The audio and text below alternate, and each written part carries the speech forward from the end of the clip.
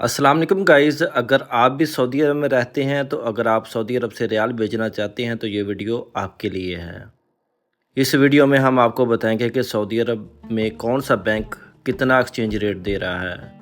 अगर आप पाकिस्तान रियाल बेचते हैं तो टॉप 1 पे हम किस बैंक को रखेंगे और बाकी इस बैंक में हम 6 बैंकों का तज़किरा करेंगे। टॉप 1 पे हम जिस बैंक को रखेंगे इस वीडियो में हम आपको बताएंगे और बाकी बैंकों के एक्सचेंज रेट के बारे में आपको मालूमात दी जाएगी। तो वीडियो लाजमी एंड तक देखना।